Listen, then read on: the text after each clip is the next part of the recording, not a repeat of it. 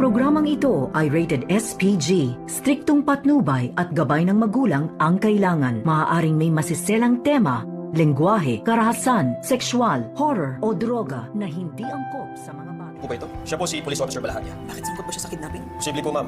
Matagal na may record to sa amin. Tatandaan ko na. May pulis nga pumunta dito sa Apex Hospital at may ipinakita dito kay Giselle na kung nakikilala ba daw nila itong police officers na may kinakasungkutan na kaso. At dito nga na sinabi ni Giselle na may kinalaman ba daw ito sa pagiging kidnapping sa kanilang papa na si Don Pepe. At ang sagot ng pulis na ito na posible daw dahil sa marami nang kaso na kinakaharap ang pulis na ito.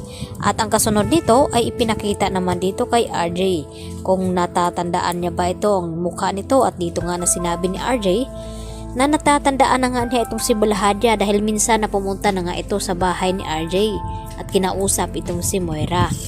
At walang duda na kasabwat daw ito ni Moira sa pangingidnap dito kay Don Pepe. Kaya agad na inotos ni RJ dito sa mga kapulisan na agad na ipapahanap itong si Moira at itong si Balahanya at dapat hulihin daw ito dahil malakas ang kanilang hinala na ito ang mga kidnapping dito sa ama ni RJ at ni Giselle. At hindi naman na mag-aatubili ang mga pulis na hahanapin na nga nila itong si Balahanya at itong si Moira. Dahil ngayon, nasa kritikal na naman sa panganib itong si Don Pepe dahil gustong-gusto na nga ililigpit ni Balahanya nang sa ganon ay wala nang sagabal sa kanilang mga plano. Baka magkabukingan pa at masabi dito at makawala itong si Don Pepe at masabi kina RJ at Giselle kung ano ang motibo ng kanyang pagkidnap. At ang mastermind at walang iba kundi itong si Moira at itong si Balahanya.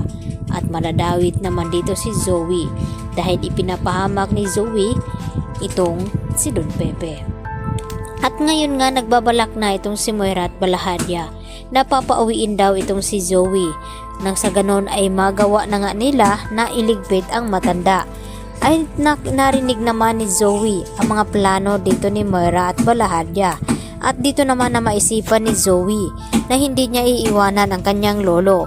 Baka kung ano ang gawin nila dito dahil sa kanyang narinig, lalo pa ngayon na sinabi ni Don Pepe dito kay Zoe na kahit ano daw mangyari ay ituturing niya pa rin na apo itong si Zoe kahit hindi ito tunay na anak dito ni RJ.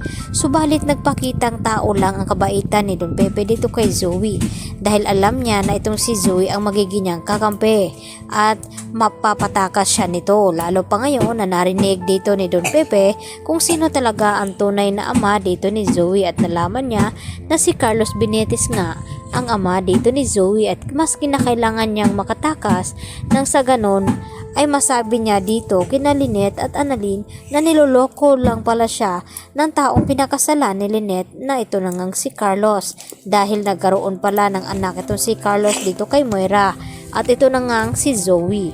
Kaya gagamitin naman ni Don Pepe ang kahinaan ng loob dito ni Zoe nang sa ganon ay magawa siyang tulungan at patakasin. At ito na nga iyon dahil gustong-gusto ni Moira na pauwiin itong si Zoe sa hotel upang makapagpahinga ito.